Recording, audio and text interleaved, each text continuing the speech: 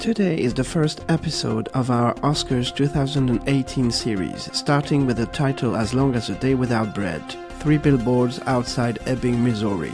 Straight from Scotland with your hosts, Adam, Anouk and Yann. You're listening to the Good, the Bad and the Just Plain Standard podcast. Hey guys, so how's life? Yeah, good. Good, yeah. It's such a beautiful day outside. Perfect day for podcasting. It's a post snow Armageddon. The Beast to the East. That was bad. 2 weeks ago, was it? Part 1 and 2. There was one a couple of days ago as well. Oh yeah, but thank God that didn't snow us in. Yeah, that's true. It's been okay. So today is all about 3 Billboards Outside Ebbing, Missouri. Starring Frances McDormand, Sam Rockwell, Woody Harrelson, Peter Dinklage, Abby Cornish, John Hawkes, and Caleb Landry Jones. Good. So this is the first episode of our Oscar series. It's not really a month because we'll do them in sequence, but I don't know when or if we'll release all of them at the same time or in the same month. Anyway, critically acclaimed film season. Mm-hmm. Yes, and that we're rewarded or not at the latest Oscars. Yes. 90th Oscars. Jesus, 90 years old. Yes, usually we go to the theaters to see those ones, but thanks to the media schedule, which makes it that there is the time between releasing in cinemas and when it's actually on DVDs or Blu-rays or VOD. In the US, for instance, Lady Bird, which will come at one point, was released in November. Oh, all right. In cinema, there. So it was released here in the UK at the end of February, and it came on iTunes US because we saw them from iTunes US. They were released quite fast. Lady Bird was released, and probably at the same time here on VOD as it was on the UK. Anyway, I just wanted to bring something up from the Black Panther episode. We'll do a second one, but we don't know when, so I wanted to clarify one point. When I talked about the snow and the fact that the people in Tahiti never saw the snow with that story, which sounded like it came up from nowhere and didn't go anywhere in the episode, what I meant is that kind of Star Wars thinking, like you never see snow, so you're afraid of snow, and then you hate snow, and then you're a snow racist. Mm-hmm. That's I'm pretty sure that the real root of racism there is ignorance or never not knowing what you're dealing with. Oh yeah, completely. It's the same with like homophobia and sexism and all this stuff. It's just not knowing and not wanting to. Yeah. I think and that's the thing with ignorance. Ignorance is having the knowledge, or at least having heard the knowledge of something different to what you think, but deciding to not believe it or not listen. That's ignorance, and that's different to just not knowing, because obviously there are so many things that we all don't know, but ignorance is different because it's like you have the ability to know something, but you just don't allow yourself to. That's ignorance. Right, you'll just ignore that thing, yeah. Okay. Yeah, completely. Right, it's like you want to stay racist because that's kind of like your comfort zone, Okay. Ignorance is bliss is the quote, isn't it? Exactly. Oh yes, that's the red and blue pill thing. That's the whole. They would have happily stayed in the was that the blue pill, like the fantasy world, pre-Libya fantasy world. I would have been happy stayed in there. So yeah. Anyway, so this film got 2 acting awards. Best Actress for Frances McDormand and Best Supporting Actor for Sam Rockwell. And Best Picture in the BAFTAs, I believe. In the BAFTAs. Oh, yeah. It won, yeah. But I mean in the Oscars. Are we covering Oscars? Okay. Yeah, but it probably, or the Golden Globes, it had Best Film, I think. Okay, so we'll just stick to what it Oscars way. And if there's anything worth mentioning, pick that up. No, BAFTAs, that's fine that you say that. Yeah, but I mean, because the Disaster Artist, James Franco, got the best actor there. And it was completely snubbed. I just mean for the film. If the film we talk about picked up other things we can mention. That's what I mean. Because Three Billboards definitely did well at the BAFTAs over here. Got best film. I believe best film. Mm-hmm. I'll look it up right now just to But I totally, clarify. I totally get that they both got Oscars. I thought both of them deserved. Yeah, well, the thing I was wondering earlier, because we just, you saw it just before, and I watched it once, so it was my second time. I was wondering if we should give our ideas on those specific Oscar wins when we actually are talking about the movies, or when we have actually seen all the performances. This is true. We should do one at the end, like what do we think it was deserved and who we would give ours to. I think that's a good idea. Yeah, because, for instance, I think this was a very, very good contender. It had a very good chance to win the Best Picture, which it didn't. But compared to when we'll watch The Shape of Water, which I already watched, in my view, it's different, and I'm a bit surprised it won. But yeah, we'll investigate and talk about that when we talk about those other movies. Probably. So to clarify, for the 71st BAFTAs, which was this year's BAFTAs, lead actress, best film, best British film, best actor in a supporting role. Sam Rockwell. Yeah. Mm-hmm. And did it win any other ones? Best original screenplay. Ah. Right. Okay. Have you read any of Martin McDonagh's plays? No. I've got a good story. My audition piece for ACS 2016, when we were there, our year, was a Martin McDowell monologue from The Pillowman. That was How do you say his name? I say Martin McDonough. McDonough. But I could be wrong. I'm never good. That's the one thing I struggle with. Names for me is my Achilles heel. McDonough. But yeah, I think you wouldn't say the GH at the end, McDonough, rather than McDonagh. I don't know. We have Saoirse Ronan. That's true. Saoirse. Or we got when we did Atomic Blonde, we said Charlize Theron. It's Charlize Theron. Because I watched Hot Ones.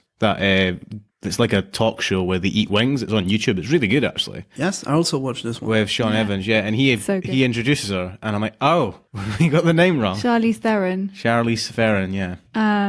Anyway, so your audition piece was from The Pillowman, and I can't pronounce the character's name either. I'm going to say Kotarin or Katarine, but I could never pronounce it. So when it came up to what are you going to read for us?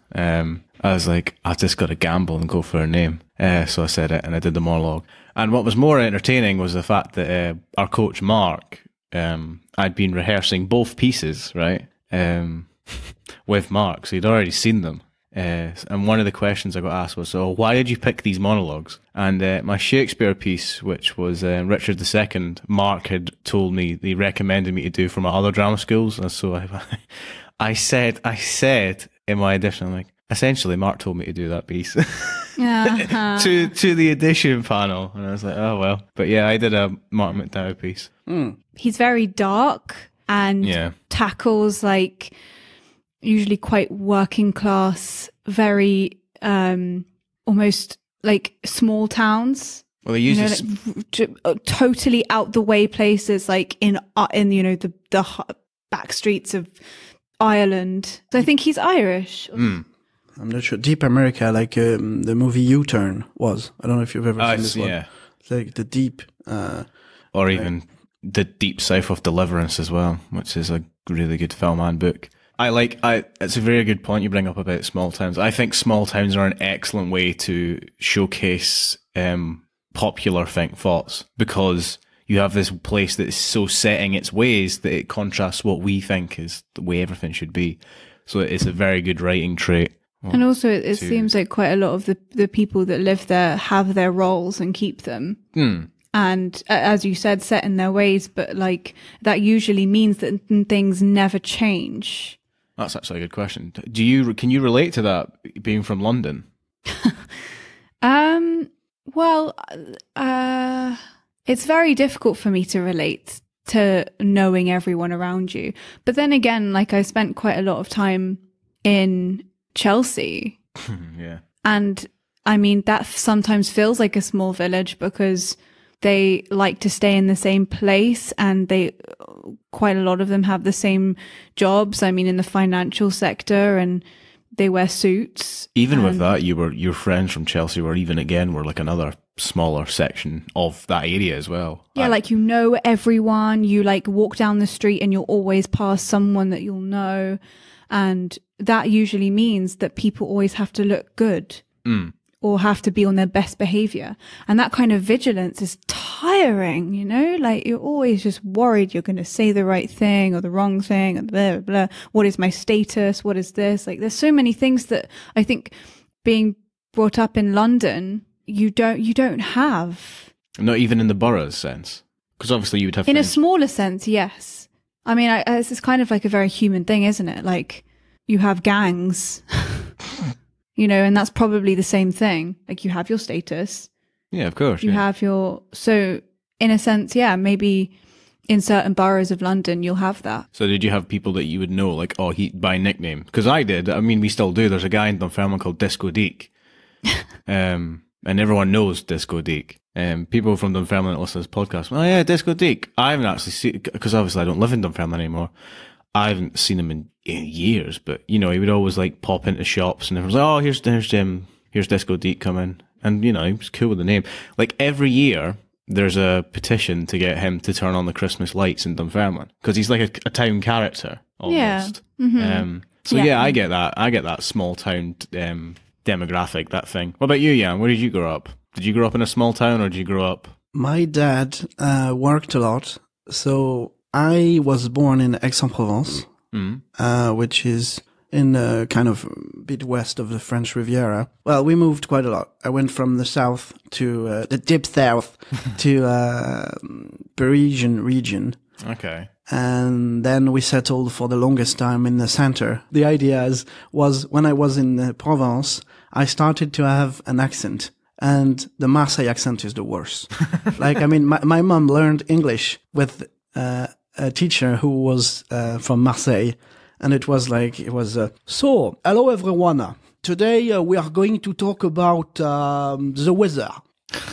Wow. Is Marseille what English people think are the stereotypical French accent? Like they're, yeah.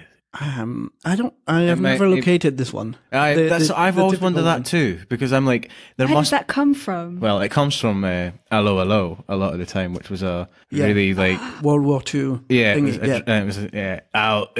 and the guy would speak in English, but it would be so the phrase would be, "I was passing through the door when I was passing through the street where I heard a shot," and the guy said, "I was passing through the street when I heard the shit." Like that, like it would be to try and get dirty words through, but you would be able to do it by putting on a French accent. So they would choose, yeah. Oh, okay. So I think that's where that comes from, which is totally inaccurate.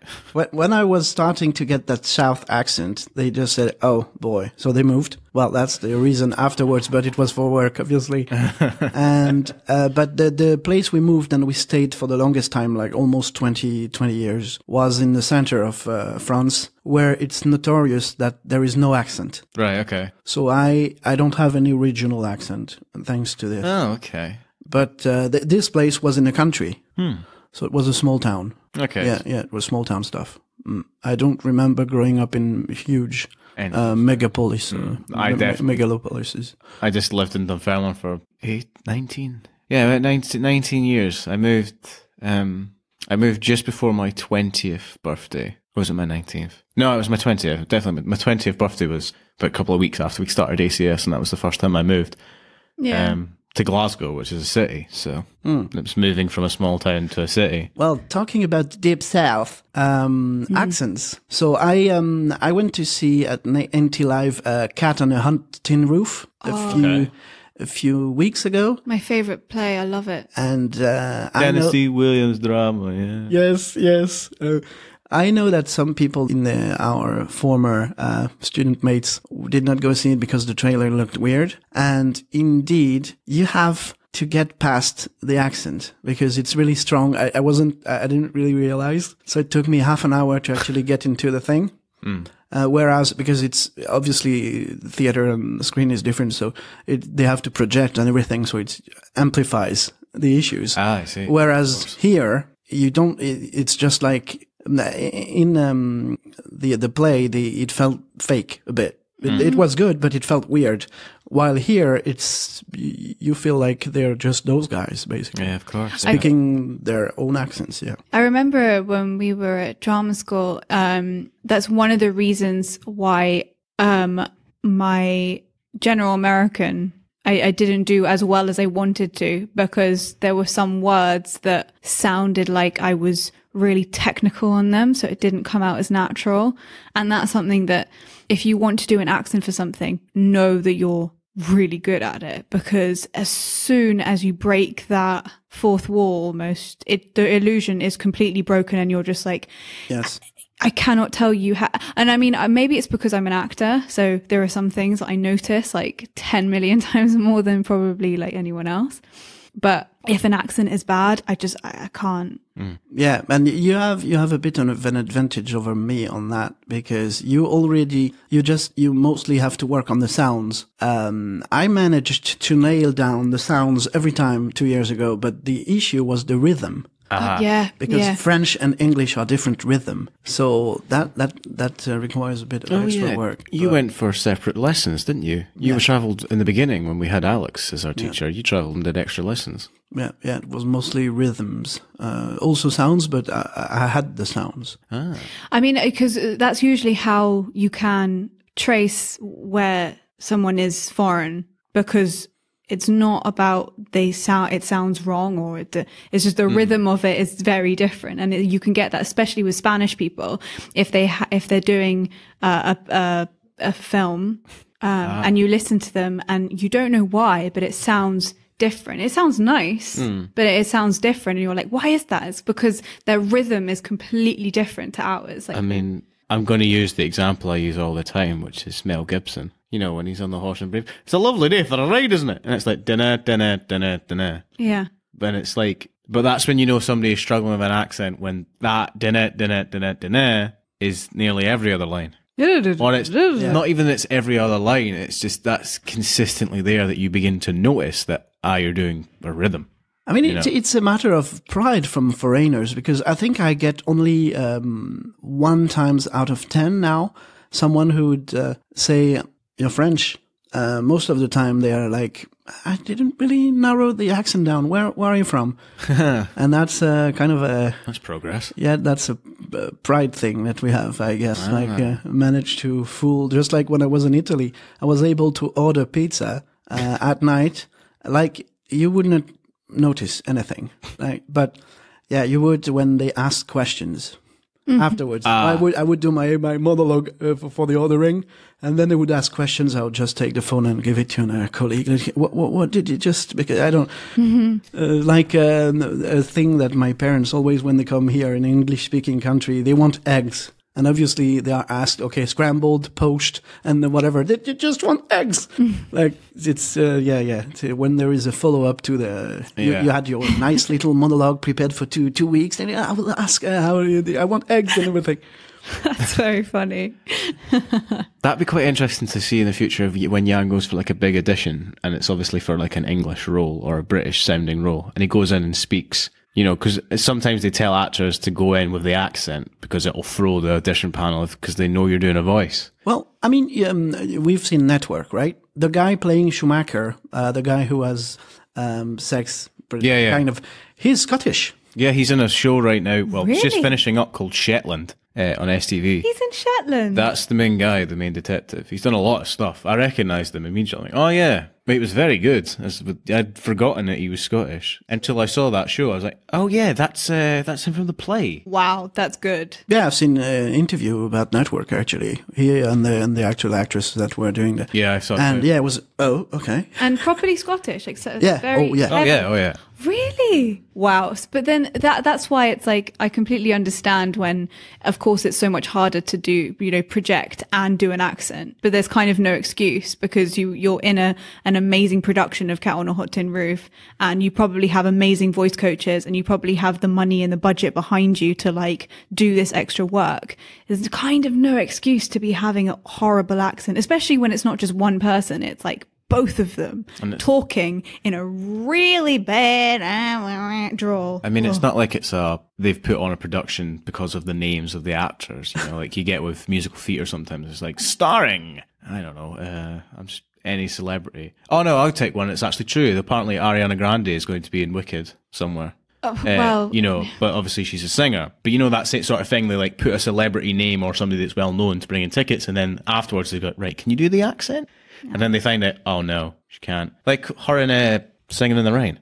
I can't stand it. Okay. And then they get a dub for her. Let's try something new, because I actually took some notes this time, and regarding the film. Oh. Which is new. Oh, God, yes. Let's actually talk about the film. Because Black Panther was an hour and a half, and there were like 10 minutes about the actual movie. Hence why we decided we should get Caroline in and talk about the movie at some point. Frances McDormand, she just won her second Oscar. She was in, for Fargo, she had the Oscar. Oh, yeah. Oh, yes. Supporting, well, that's the thing I'm a bit ashamed of, because Fargo is the huge, with William H. Macy, a huge thing at ACS. I love it like crazy. I've never seen it. It's good. Oh, it's good. It's H. Macy and Steve Buscemi, right? Yeah. Yeah. And she's very good in it. There's an excellent documentary that I can't remember the name of right now, but I will post links to it when we do the write-up for the episode, about somebody that watched the movie Fargo, thought it was a true story, and went searching for the money and died. Oh, wow. Oh, wow. It's unbelievable. That's amazing. People will believe these things, though. I mean, it's like, we just watched Misery. Sorry, we're not talking about the film. We'll get there.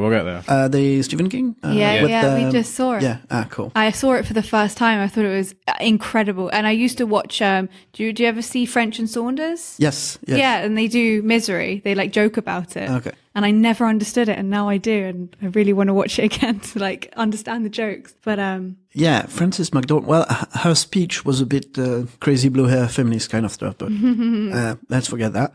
Best supporting actor Sam Rockwell. First time I saw him, I'm pretty sure was in The Matchstick Men. I haven't seen that. You haven't seen? No, I haven't. That's pretty. It's kind of a heist movie, and Nicolas Cage is the lead. It's very, very smart. When I gave my opinion, well, I told Paul a few things about his movie, Isolani. It reminded me kind of Matchstick Men. Very nice movie. And obviously, H2G2, the Hitchhiker's Guide to the Galaxy. Of course. He's the president of the universe. Ah, okay. Weird name, Bibble Brox or whatever. I don't remember, but yeah. And he also does video games. Oh, right. He was in Dishonored 2. I've yet to play that. I'm playing Dishonored 1 again. I have Dishonored 2, but There is Sam Rockwell in it. Who's he? I didn't get the name. I'd be interested for the game. I'd be interested if he's Corvo, because they gave a voice to Corvo in the second one. They don't do it in the first one, so he could be. Probably. And he's also in a series like online, Drunk History. Oh yeah. Oh yeah. Yeah. Drunk History's hilarious. Such a good idea. And Moon. Have you seen Moon? No, but Everyone raves about it. Yeah. I haven't seen it either, but it was cast by Manuel Puro. Who was talked. We learned about him via the Emma, the Spotlight girl that came 2 years ago. Manuel Puro, who just started the 21 days self-tape challenge, which sounds quite nice. Like you would receive some text every day and a self-tape and get feedback from the community of all of the actors that are doing the self-taping, and every day for 21 days. So you keep it's called the acting habit. That is such a good idea. We started that around the time we left ACS, actually. Oh, that's perfect. Oh, he was also in Iron Man 2, Sam Rockwell. Ah. Yeah, Frost Nixon. Oh. Everywhere. He was very good. He isn't Frost Nixon. He is the researcher that really wants to nail Nixon. And then later in the film, it's like, why did you not? He's like, I'm not going to shake his hand. Yeah. And then he shakes Nixon's hand. Yeah, he's very good. He's the most evil man in the world. I'm not going to shake his hand. Now it's funny because trying to identify the protagonist in a film every time, the idea, what I understood was that's the character who has the biggest journey from beginning to end. And with that in mind, I think Dixon has a bigger journey than the actual protagonist. I totally agree. Mildred. I think they both do. I think his change is more apparent. Because obviously we'll get into the ending of the film, but it leaves Mildred's character with a very like difficult position, essentially. Yeah. Okay. Does she change? Absolutely, she does change. Is it as a parent? Right, That's another question. Okay, let's do a bit some other actors I wanted to single out. Caleb Landry Jones, who is Red, the ad guy. I don't know if you've ever seen either American Made or Get Out. Yeah, Get Out probably. In Get Out, he's the brother, and in American Made, he's also brother. There's everything with his face, what he transpires, whatever. When you look at him, he looks like he would play perfectly like people, rotten people, and all the except in that movie. But the two other movies, American Made and Get Out, is just like rotten guys. Like really, that's perfect casting. Yeah, is American Made that Tom Cruise movie? Yeah. Yeah. He's also in Antiviral. I don't know what that. It's basically about. I saw it years ago in Paris, funnily enough, but in English. As it should be. About people being able to inject beauty and keep their beauty, but it goes wrong, and I think it's good. I think he got cast in it because he kind of has that very sickly pallor to him, because he's like ginger and he's really like translucent pale. Yes. I don't know why, but that reminds me of the plot of the Catwoman movie. Oh. Which is like the villain makes this like, she owns a beauty company and creates like this anti-wrinkle cream that turns people's faces to stone. Oh, wow. It's really, really weird. I think that's the plot. There are other things that happen. Right. Peter Dinklage, which the date moment, he said, that's why he's Peter Dinklage. He was in both, so that doesn't happen very often, but one of the best masterclass in exposition, I talked about that from time to time, Death at a Funeral, where Andy Nyman and Alan Tudyk were also. He was in the original and also in the remake, the Chris Rock remade movie, which is quite uncommon, I think. Yeah. Anouk saw Alan Tudyk for the first time in the flesh the other week, because we watched Saving Private Ryan. Right. And he's in that. Not in the flesh. Yeah, I heard. I saw Yann's ears prick up. I didn't actually see. As opposed to a voice, sorry. Right. Sorry. Yeah. Because they're trying to make sure that you see him in the UK for a while. Yeah. No. Abby Cornish, who is Anne, Chief Willoughby's wife, who was in that's a movie that I loved, but it's for the wrong reasons. Sucker Punch. She was one of the. Oh, was she? Oh God. Yes. Samara Weaving, Hugo Weaving's niece, which doesn't have anything to do with anything, but Penelope, the 19-year-old girlfriend. Oh, okay. She was in Ash, also Ash versus Evil, which we'll have to watch before we remake our. Of course. Yeah. Awesome. You were wondering if she was from Canada. She's actually from Australia, but she had a childhood in Fiji, Singapore, and Indonesia. As you do. So I'm pretty sure she's good with accents anyway. Yeah, probably. Yeah, she definitely had some accent that I couldn't pinpoint, but And one last singling out, but it's weird because, sometimes you are credited as a fan or that guy or whatever. Or like Samuel L. Jackson was one of his first movies was a black guy. Like Brendan Sexton III, the crop-haired guy was the credit. Crop-haired guy, he's the potential rapist murderer. Oh, yes. Oh, yeah, he doesn't ever get a name. He was, it's funny because when you've seen someone on the screen, you haven't seen him in a very, very long time. And I struggled, so I went to check. He was in Empire Records, which is one of the movies I could, by heart. I love that film. And I saw it once. He's Warren, the guy who's stealing in the shop. And he's Really? Yes. Oh, that's so weird how actors come back around. Oh, right. Great cast. Yeah. Indeed. Some old friends. So let's talk about some of the writing in there about people of color torturing. It was so. Do you know what I loved about this film as well? That people that don't usually have a platform, like black women, the little people. Is that the? He describes himself in there the dwarf or midget, but yeah, small. I don't know. It's like.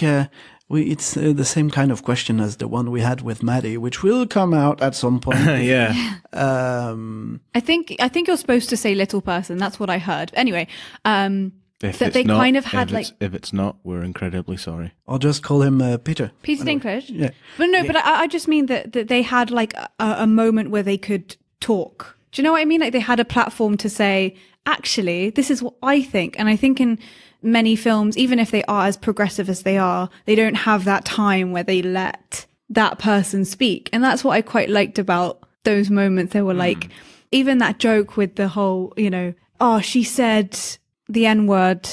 She's not allowed to say that. You're supposed to say colours.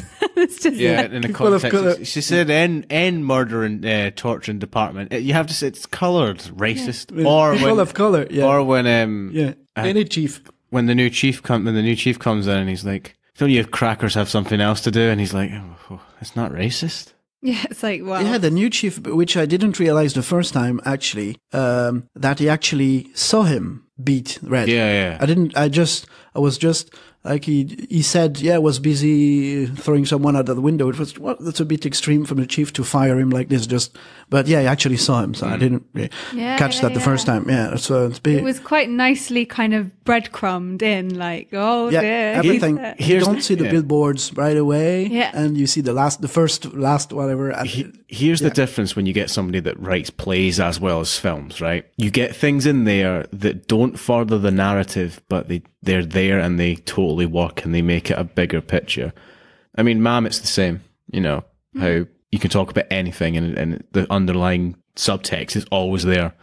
That's what you mean, the whole, it's nice that people got a platform. It's just well written. I mean, the essential plot is, here's some billboards, let's find the guy who raped and murdered my daughter. But along the way, we get a filled in picture of the town, the people in it, what they feel, what side they're on.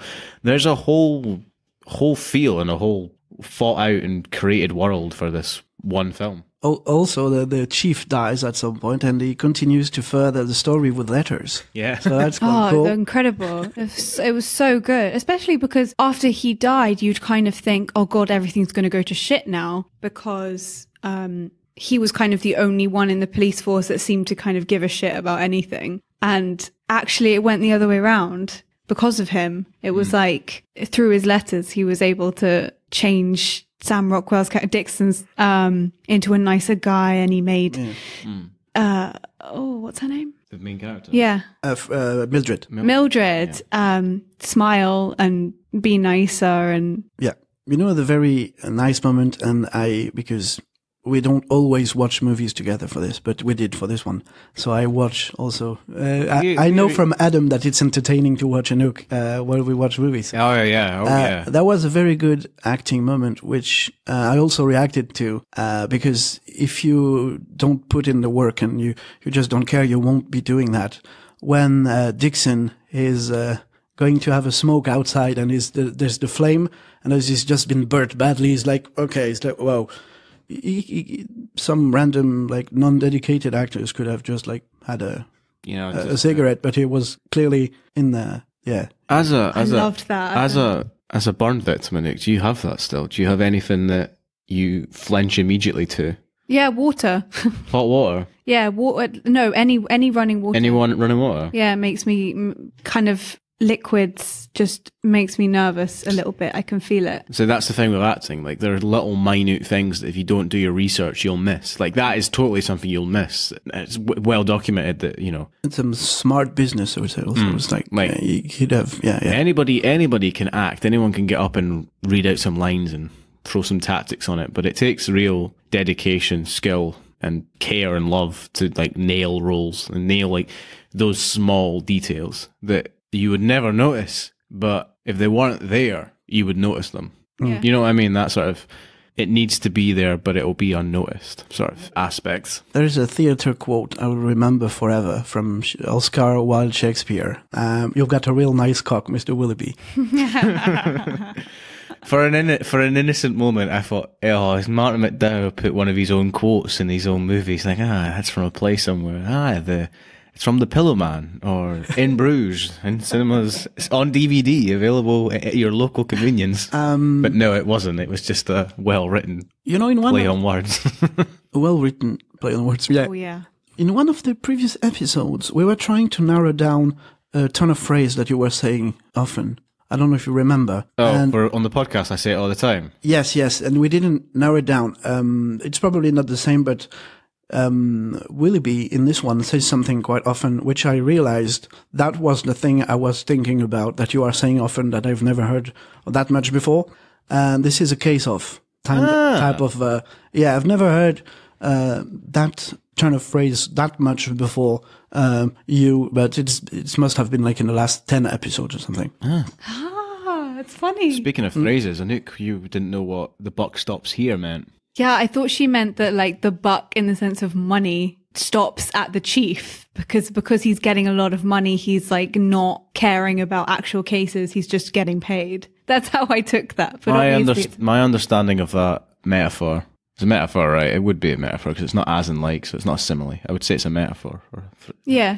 It's to do with like when you're trying to master horse riding and it like bucks you off all the time. Like the buck stops here is when like, right, this stops and we're in control now, sort of thing. I think that's where that phrase originates from, but that's it's just guesswork. It makes sense to me. That's where I would say it would come from. Yeah. Yeah. I mean, what scenes kind of jump out at you? Because the one scene that I keep replaying in my head is when he coughs the blood in her face. I thought that was just so beautifully timed and done, and it was so chilled out. Like, I don't know, it was so easy. I don't mean this as an insult. Theatery?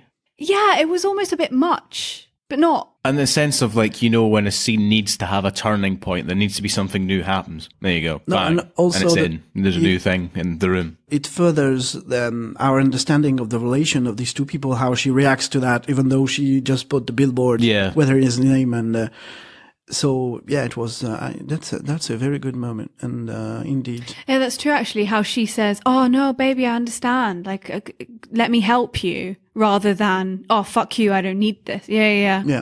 One of my favourite moments came from the hair and makeup team, actually. It was the scene where we have the flashback with the daughter, which is the only time we have a flashback with the daughter in the entire movie. You see Mildred with like this totally different hairstyle, like it's fully coloured, it's blonde, it's free flowing, and then when we go back to Mildred again, you now notice that it's more mousy. Like it's always been that from the start of the film, but until you see what it looks like before, you realise how much this has changed somebody. And it goes back to Alien, I always say with Aliens, like it's amalgam, all the teams come together. It's when teams come together and you see a bigger picture. Like the hair and makeup team really nailed the flashback to going there, and again the editing team to make me jump straight in to notice the hair, all this sort of stuff. Yeah. The prosthetics as well. I mean, the needle going into the nail was really well done. Yeah, I believed it. The dentist, yes. Yeah, the fat dentist.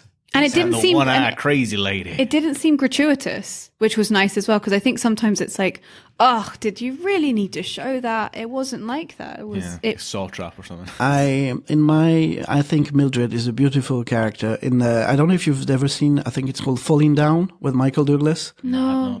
I think, La Chute in French. No, La Chute is the. I don't well, anyway, he's in his car and everything is annoying. He can't move and he just loses it. He's just screw everyone. I'll just leave. And he becomes like no filter. Like he just loses a part of his brain that is like telling you like, no, don't do this. And he does everything. This goes nuts. Yes. And this one, he's no filter, like hitting students in the nuts or the non-nuts, for the girl. Do you know what we used to call that at school? I won't say it because it's an incredibly bad word, and it's one of my least, the favorite or least favorite swear words. You remember with Paul, it's the words you should never say to a female. Yeah.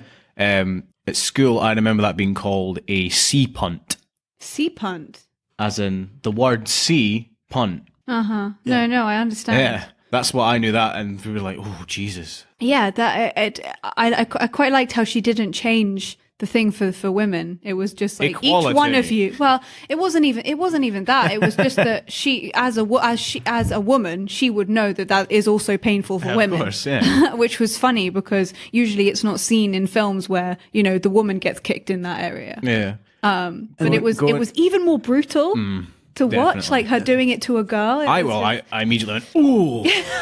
I don't. Usually blokes do that when you see a guy get hit in the nuts, but that's usually like a wince. But when you see it to a woman, you go, oh God, because you don't see it. It's kind just, of you never brutal. see it. Mm-hmm. About that C word, did you see in theaters the Iron Brew ad? Don't be a cunt. Yeah, that's Be a cunt. if you're not aware of the accents and the spellings and everything, it was just like, yeah, don't be a cunt. Yeah. You can't. What? Yeah, it was great. That was my reaction. Briefly touching on moments of madness in cinema. My favourite one, and my dad's favourite one actually, is from Planes, Trains and Automobiles. There's a great scene. You can look up the individual scene yourself because it doesn't ruin the movie. It's when he goes to rent a car, and he gets the bus all the way out there to find that his car isn't in the space. Every other car is there, but his one is not. And he loses it, like throws the paper on the ground, walks all the way back, like misses the bus to get back to the Hertz renter room sort of place. He has to walk across a motorway and down these slopes, and he's like covered in mud. And eventually he gets back to the desk, and the woman's on the phone, and she's like, just like being all happy and cheery, like, oh, I'm looking forward to Thanksgiving, gobble, gobble, gobble. And he just like loses it, and he goes, I want a fucking, and he just keeps going and going. That one scene changed the film from like a 12 to a 15, right? Because it was the use of it's 15 F-bombs in one scene. Right.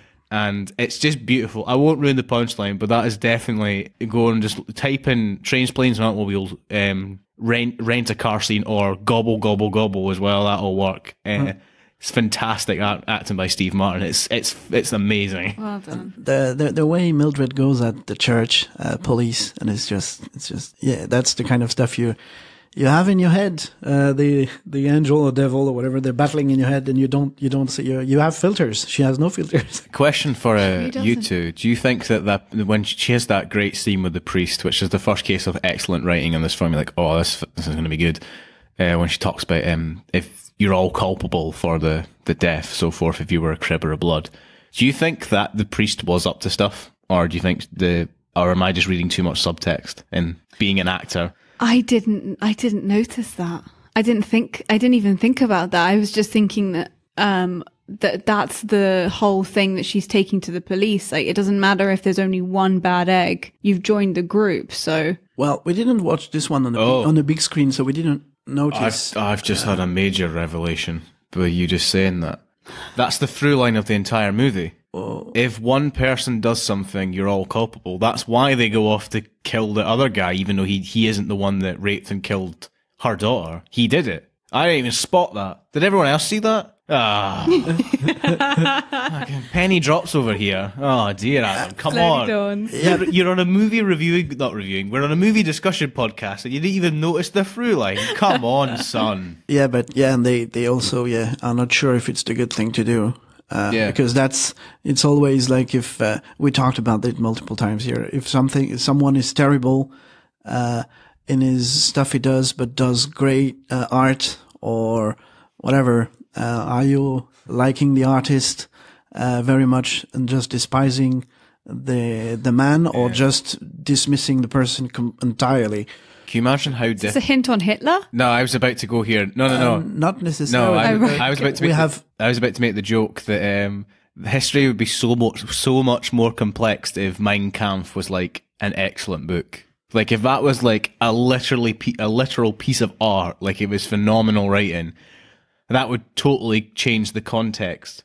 Well, not really, because it doesn't outweigh the good, but it would then give one of the most evil men in history, like, yeah, he did this, but this is beautiful. If he didn't exist, that doesn't exist. But luckily for everyone involved, that Mein Kampf is absolutely terrible and it's an illiterate read. I was thinking. I've never read it, but I know people that have and said it's like it's dire. Mm-hmm. I was thinking about a guy called Céline, Louis Ferdinand Céline, who was a literature genius, and he wrote some of some stuff about Jews quite intense. But as we said a few times, Adam was like, you can't really judge in retrospect.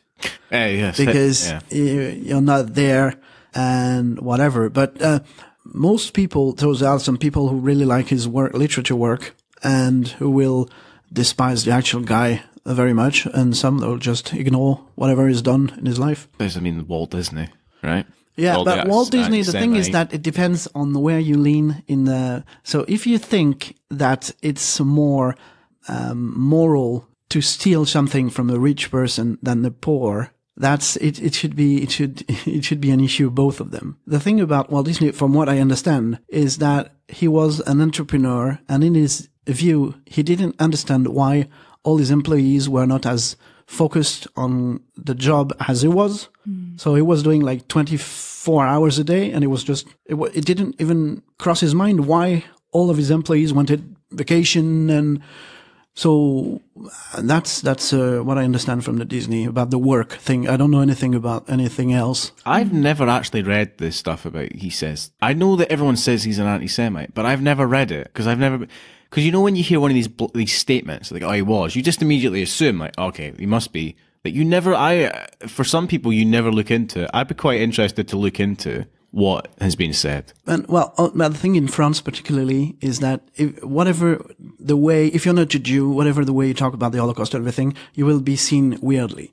One of the best shows I've seen lately, and that's very hard hitting on the non-PC, Humanity, Ricky Gervais' Humanity. That's a special on Netflix. And he says it also in interviews.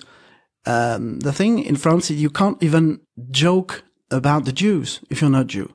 There is no depends about the Jews. No, you just can't say anything. Is that true?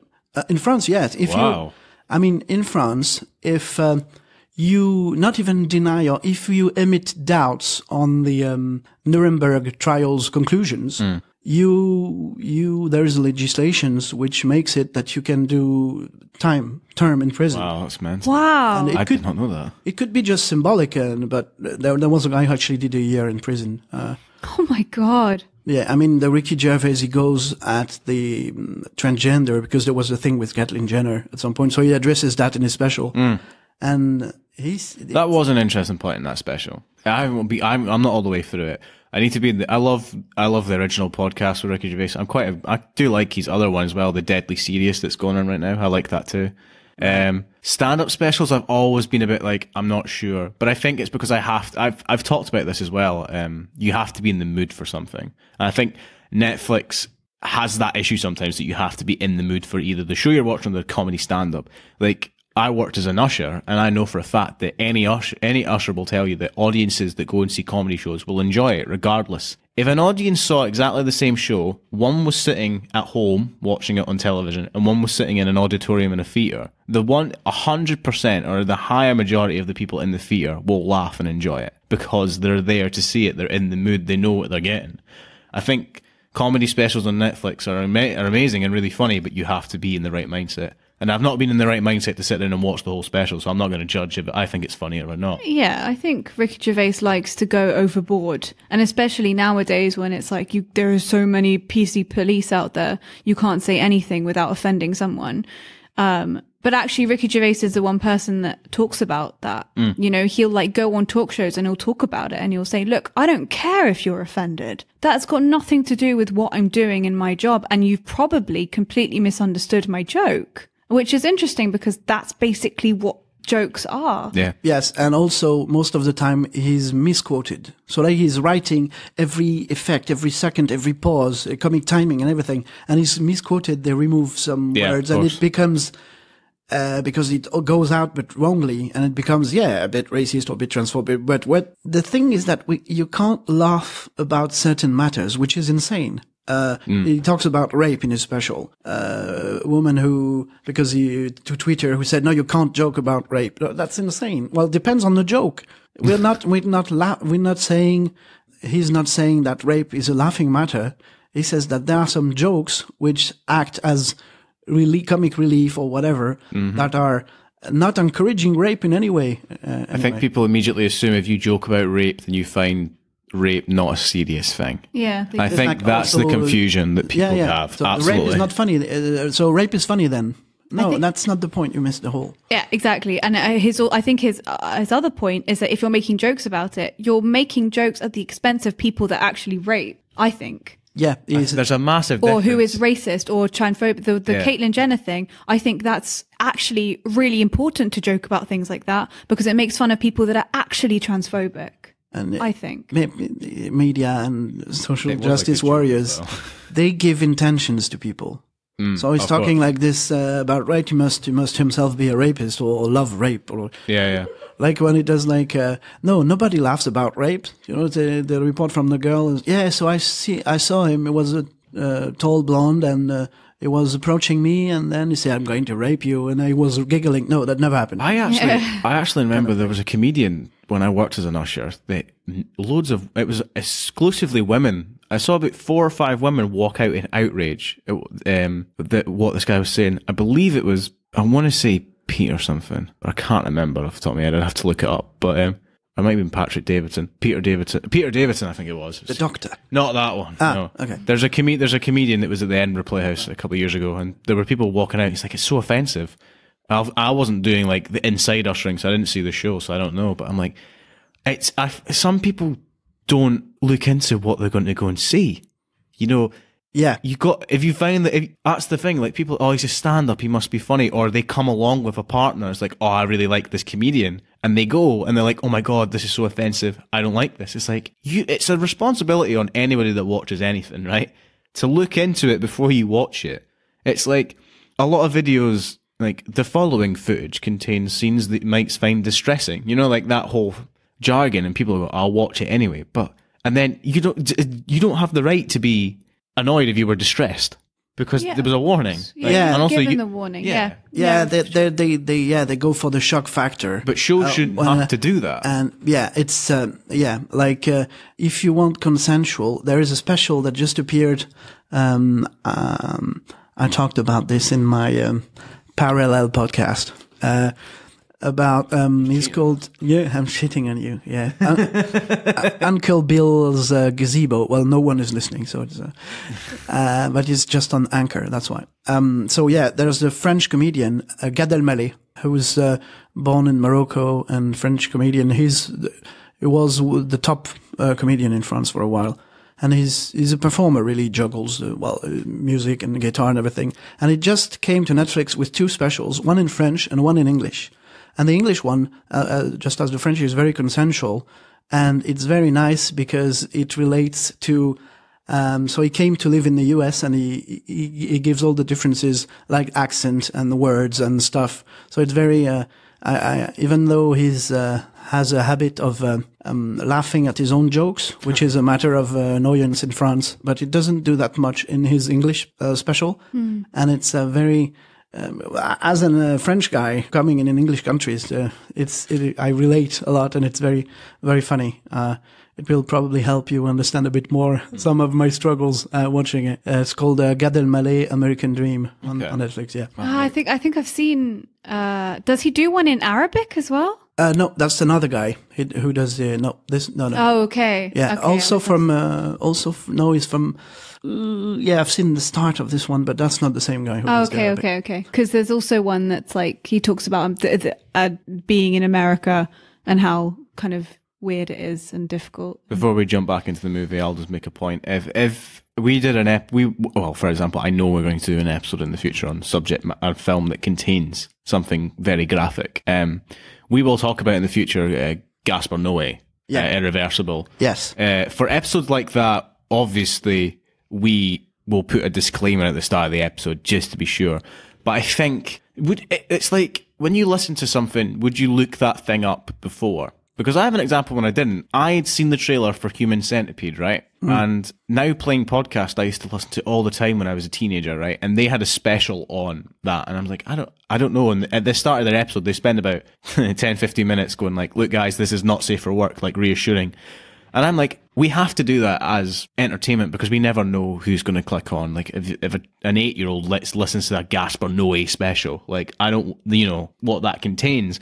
I'll put explicit. Of course. I put explicit whenever there is a curse word or when the theme, obviously, all the Trainspotting ones were explicit. So we'd only ever do that if we know the film and the subject matter of the episode is extreme. But up to there, I think audiences are clever enough to work out if they should listen to this or not.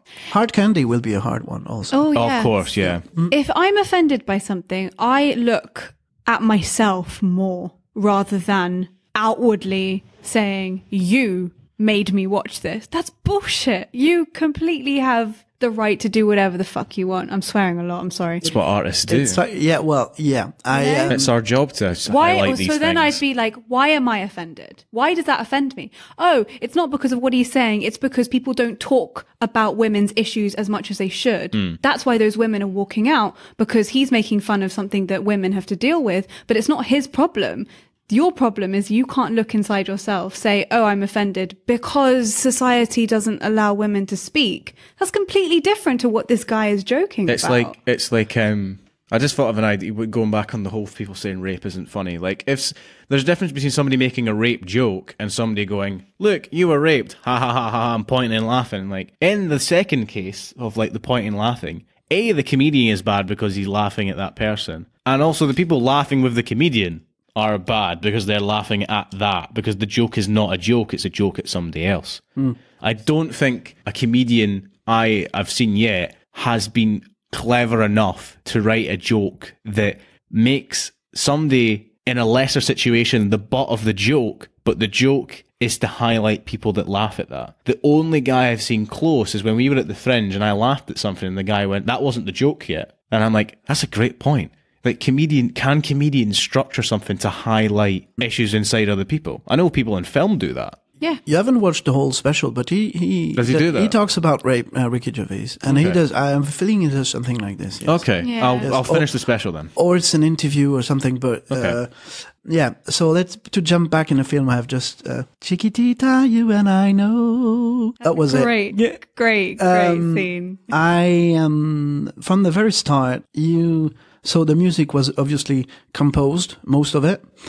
The actual theme for the film and everything, I think it was, it was not too present, not getting you out of anything. And those little touches, like with the scene with the ABBA, were great.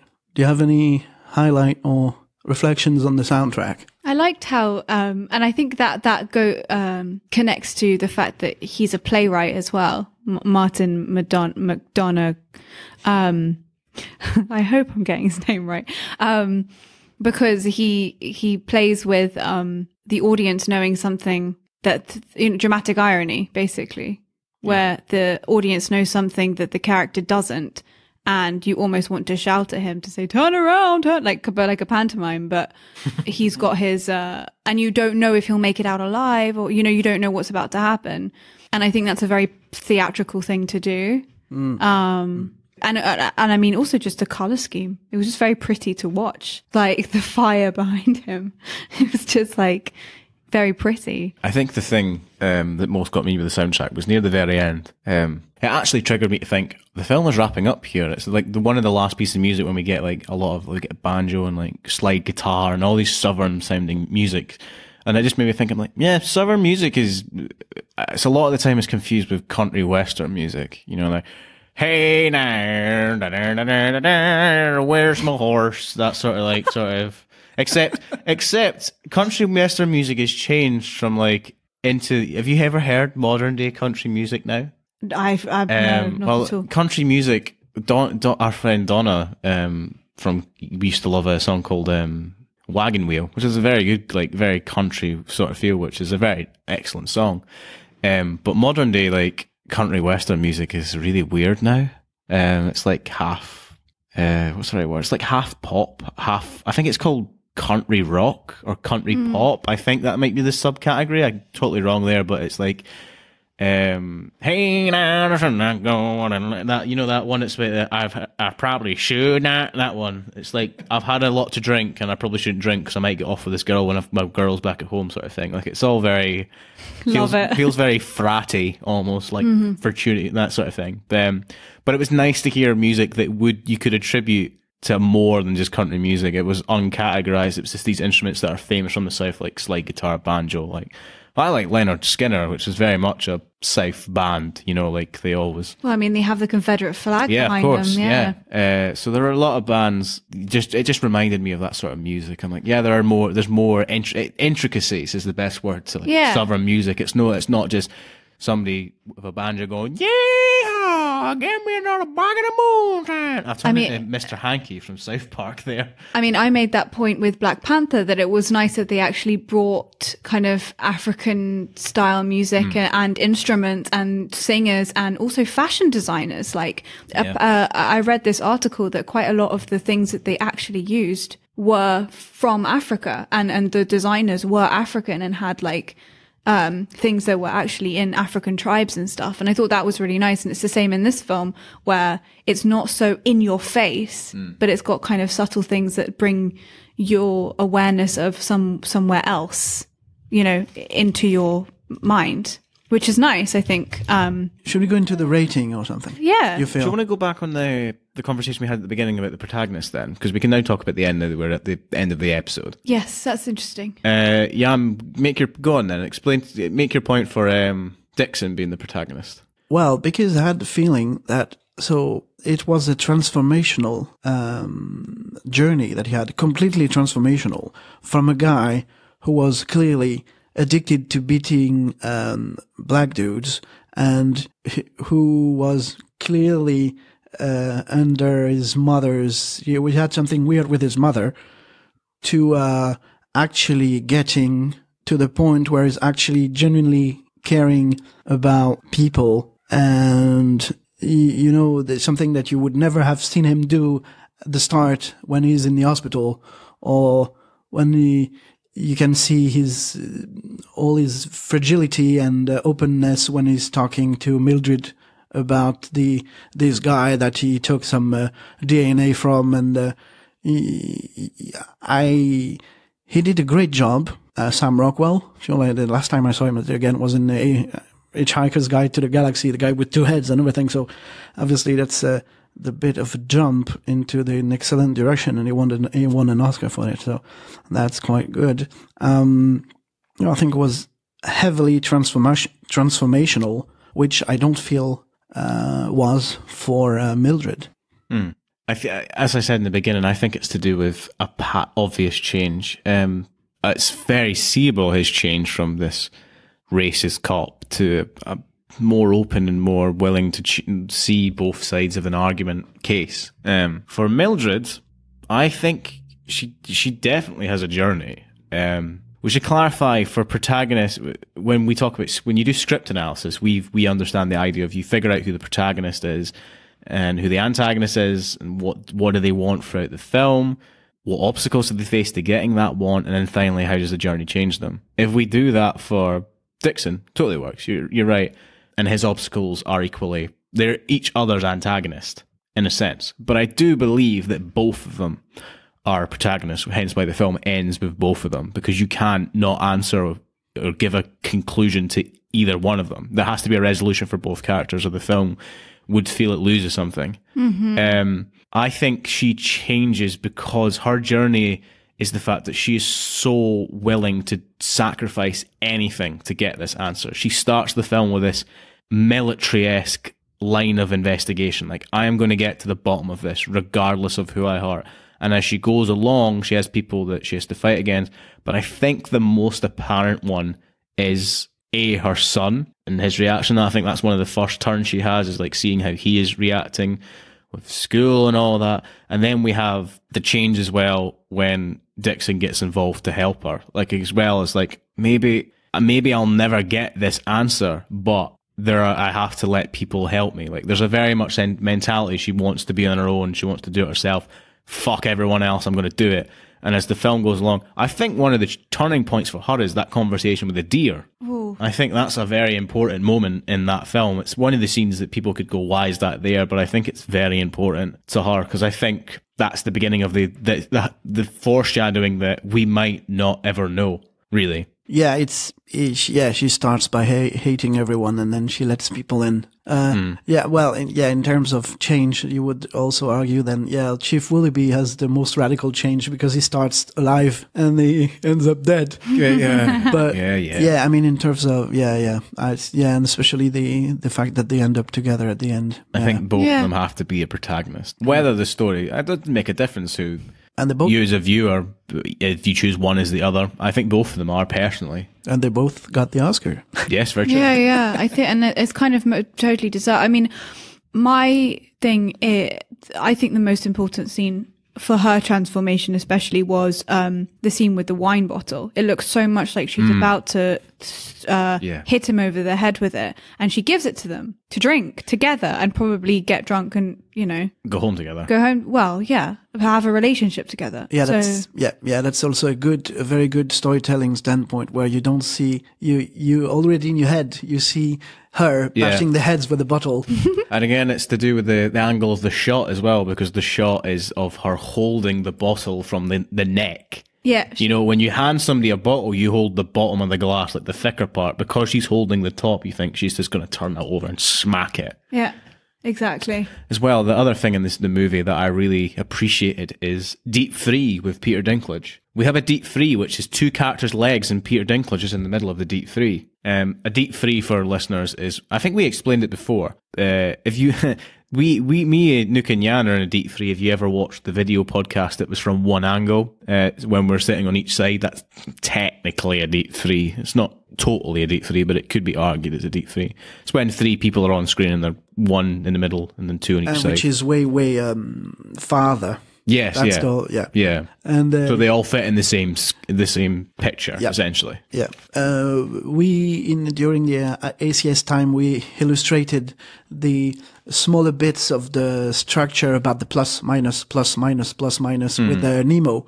And in here, it's perfectly, it goes up, down, up, down, Yes, up, down, of up, course. down. Story structure, yeah. Yeah. So it's perfect, really. Yeah. And it makes sense. It's not like kind of, as I was saying earlier, like gratuitous. Like it's not too much. It just seems very fluid and understandable. And, you know, it's not too in your face, which I quite liked about it. You could argue that her journey is from not trusting the cops to trusting them. Or I actually think it's letting people in. I think she shuts people out and then eventually lets them in. Yeah. We've got Peter Dinklage going on the date. His ending of that date is like, I didn't come, you know, I didn't have to come and hold that ladder, but I did. Which is one of my favourite lines, actually. That scene was excellent. Sweet. I mean, that scene with Peter Dinklage, I just turned to everyone and went, well, and that's why Peter Dinklage makes the big bucks. Which is a joke from Ricky Gervais as well, actually. It's like, that's why Netflix pays me the big bucks. Mm-hmm. Is one of Ricky Gervais's. Yeah, but yeah, Sirius XM gave him a big buck to do his Deadly Serious. Yeah. So yeah, and like an offer he couldn't refuse. So yeah, millions and stuff. So that's cool. Yeah, it's crazy. Like you don't have to care about PC and what. Or yeah, that's cool. Should we try to have a go at the ratings then? Yeah, why not? Yes. So Anouk, Yann, was 3 Billboards Outside Ebbing, Missouri good, bad, or just plain standard? Do I even have to ask? Anouk? I mean, is it legendary? I think I might have to see it again. I think in the case of Black Panther, it's too soon to say. I definitely think it's up there. Yes, that's exactly where I am standing. It's not legendary for me because it's too recent, so it didn't have time to affect me on the long run. But Empire Records we talked about. This one is legendary because It stayed with you. it's yeah. Yeah. But this one for me is very high up in the good. Oh yeah, Like very, very high up in the good. Masterpiece? masterpiece. Have we given anything a masterpiece yet? I've just kind of added it to the... Well, I had an idea for masterpiece. If we ever talk about a certain series, I won't spoil what the series is because we will talk about it at some point. Because obviously, there's a 4th one coming out next year. Yeah, so do I. Okay. I won't. If listeners can work that out. That series at the moment is currently a masterpiece, and with that 4th one, that might change that status if it's not as good. Anyway. All right, I'll spoil it. We're talking about Toy Story, right? We'll get into it later. I honestly believe that the series 1, 2, and 3 of Toy Story make it that series a masterpiece because all 3 of them are legendary for different reasons, right? And there's a 4th one coming out, and will that change the effect of the other ones? I'll give you an example where it nearly changed it for me. Alien is so far removed from what Alien films are today that even back when Alien 3 came out, right? Alien is so far away from Alien 3 that it's not affected, right? But certain films, let's say, Indiana Jones, for example. Like, the first Indiana Jones is pretty good. I wouldn't say it's legendary, but it's very good. But my overall feeling for that series is tarred by the Kingdom of the Crystal Skull. Like, I can't call that entire series a masterpiece. I think the masterpiece will have to be defined a bit more, because with an element of how entertaining it is and how well it did with the audience. Because this is very high up in the good category, but it's an Oscar movie, which it became a bit more popular thanks to the Oscar. But it probably won't make that much money. It won't be seen by that many people. No, that's very true. Which is a shame, because I highly recommend seeing this movie regardless. It's excellent. For me, yes, good. It's very high. Yeah, very high good, yes. Super high up. It might be at the highest good before legendary for me. It's very much up there. I mean, it's like the same bracket for me as T2 was, even though T2 has that nostalgia feel for me because of that. But yeah, it's something about British films, man. I mean, as much as foreign films are so ahead of the game, some British films really do nail what's going on sometimes. Like, yeah, of course. Because that was the other thing. Anouk never mentioned Hollywood Eyes. Nothing in this film was, really. No, not at all. A little, more than In Bruges, which is the other Martin McDonagh piece I really enjoy. Yeah. Kind of an auteur film. We call it in France a film d'auteur, which basically won't make any money, but it was made because they're clearly something there. I believe this is a Film 4 production. Yes, it is. Film 4, yes. yeah. So it's the same studio that brought us Trainspotting. Mm-hmm. But then again, it's also the same studio that brought us the In-Betweeners movie. And the film I auditioned for last year as well, which I don't know if that's getting made or not, so I won't say anything about that. Oh. I'd like now to talk about something so funny that I still think about it. Anouk, your mum, what does she think about our podcast? She obviously is very proud of me, and she thinks that it's amazing what we do. But she also thinks that there's quite a lot of things that we don't know. And there are a few things that apparently we've said wrong in the past. And so she has decided to give Adam some film books so that so that we can kind of brush up on our film knowledge, because there are a few episodes where we totally bullshit, and apparently so apologies for that. I will start. I don't know if it will be a blog or it will be like a video thing. Maybe in the future it'll be a video, but for now it'll probably be a blog where I will go through each of the episodes. I will listen to it back and see what we got right and wrong. And maybe I'm considering doing that. Or we could have an episode in the future where we revisit movies that we've reviewed in the past and talk about them again and see what we got right and what we got wrong. Mm-hmm. But from now on in, we're going to be as accurate as possible where possible, okay? I loved how you said it the other day, like, your facts are wrong. It's all bullshit, but it's lovely. Yeah, she said it's very charming. Charming. My mother is brutal, basically. I think Yann's notes will definitely help going on in the future. I mean, in the beginning, we did try. We'd scour things, but there was an episode early on that we had to re-record because it was just us reading trivia, and I'm like, that's not interesting to anyone. Just us reading trivia. Yeah, we need. But she's right. We need, whenever we say stuff like, for example, me with that documentary that I mentioned earlier, I'll need to find proof of that. You know, we need to find these things before The problem is that we record the episodes off the cuff. We don't script anything. We just start talking.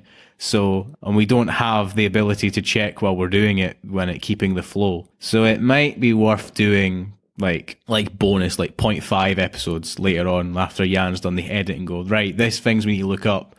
And then we sit down and discuss it again. We're like, right, these are the things that we got wrong, and then we discuss them. Maybe that's worth looking into as well. Yeah, or look them up during, and then kind of edit back and forth. One of us just look through while the other ones keep talking. That's an idea. The thing is that the thing, because I'm editing, sometimes when I actually do the editing, I noticed, I could have gone this way and like,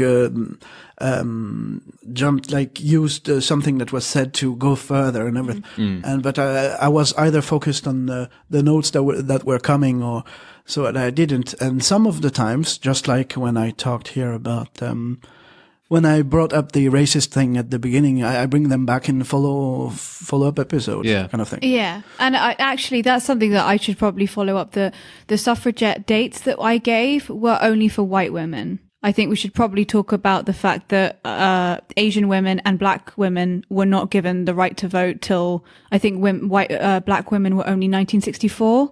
So that is probably really important to say, because that's probably come out quite racist that we're just talking about, like all the women then had the vote at this, and that's not true at all. Yeah, because even the guys of the same races didn't have it. So he came later also. So yes. Okay. And I'm actually not sure if black women were the same as black men. Is that all one thing? No idea. Yeah, this is the thing, we don't know. All I know is that when we were talking about suffragettes, the date that when people were like, it's a centurion of women, that's completely wrong. It wasn't. It was a centurion for centurion. I am Centennial. Maximus Aurelius. It's not centurion. It was the centurion Caecilius. It was centurion. Centurion. It was the centurion in the book. This is the ancient Rome version of Cluedo. It was the centurion in the form with what are they called? The swords. The spanner. Well, not the spanner. I'm trying to think of like a Roman weapon. Trident. With the trident or the galleus. Long sword. The swords that they used to call it's like galleus. It's close to anyway. The Roman version. Centennial, I meant, of white and also rich women. Sorry, centennial. Centennial. Yeah, that's right. I thought you said centennial. Is it centennial or centennial? I don't know. 100 years. 100 years since. Centennial is close, but it's white women. Centennial. It doesn't matter. It's a century. No, it's not. It's either centennial or centennial. I'm not sure. I was in the Scouts when they were 100 years old, and we had a big, massive thing, and I can't remember the bloody name of it. Anyway, 100 years since white women with property over a certain age. So I think that's one of the things that we got wrong. So, yeah. Okay. We might do episodes later on, because now we live together, we have the ability to just go, yeah, guys, you want to do an episode today or whatever. We can talk about this after the podcast. I just mean the idea of doing episodes that are just like discussions. For example, I did some research into something reading wise, and I was looking into what's called the Dark Age of Disney, which is to do with like a movie bombed and it affected the whole studio sort of thing. So there are like interesting things that have happened in cinema history that we could talk about in like their own episodes instead of just movies. Parallel episodes, yeah. Yeah, yes. Which I quite like the idea of doing as well. Yeah, I'd like that. It's plugging time! France! Scotland! England! Go, go, Podcast Rangers! Mighty plug-in Podcast Rangers! Go, go, Podcast Rangers! Mighty plug-in Podcast Rangers! On the subject of Krispy Kremes, yes, they've released a Krispy Kreme Nutella-filled donut, apparently. Oh. I've seen all over like Twitter and stuff. Wow. Yum. Oh. Yeah, this episode is not sponsored by Krispy Kreme. Anouk, nothing. So what happened and what was that and how, whatever? So obviously you guys came on March the 9th to see my play. I had food poisoning. Yes. Adam was ill. I was ill.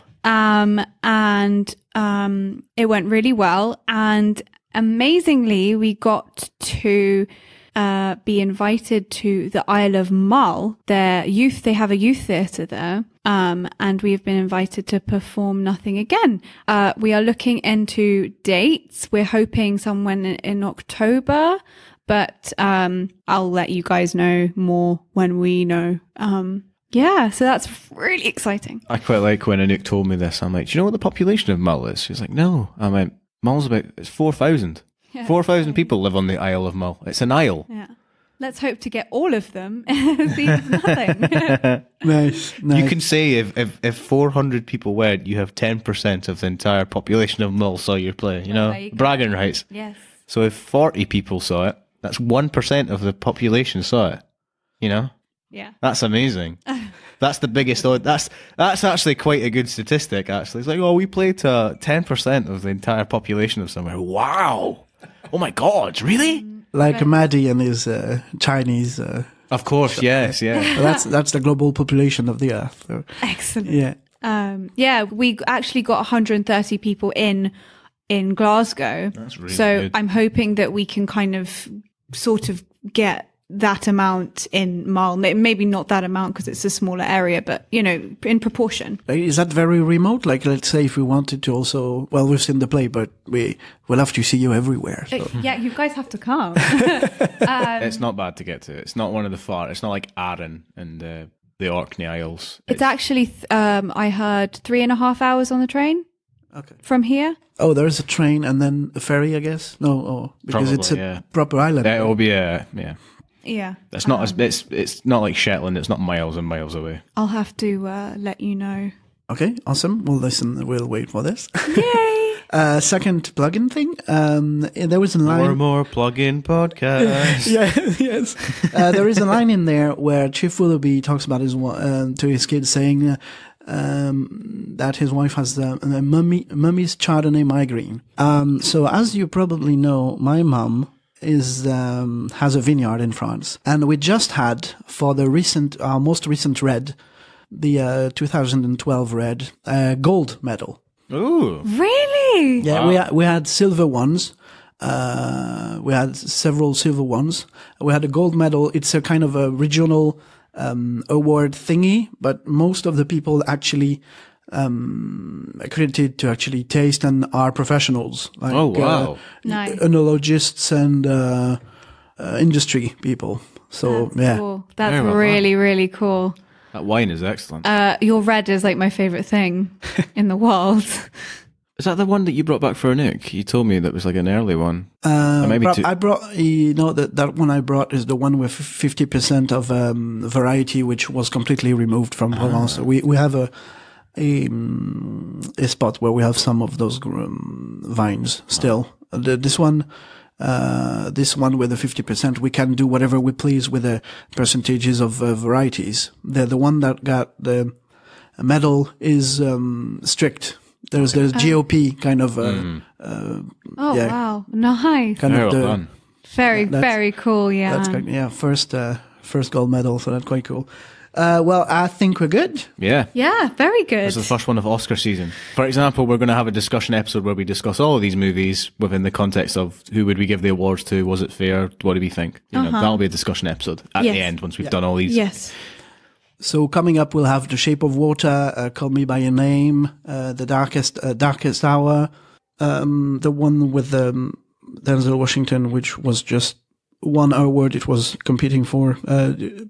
Israel. I don't remember. Yes. Yeah. We also have it in YouTube. Oh, cool. I, Tanya is also in there. Coco? Yeah. For animation. Coco, Yeah. Yeah. At least Is seven. Get Out involved? We could do Get Out. I mean, it did win screen. It didn't win, but it was. It It won for screen. original Original screenplay it did win. We yeah. can, we can. Put that in there. We'll talk about. Still haven't seen it. It's probably sacrilege.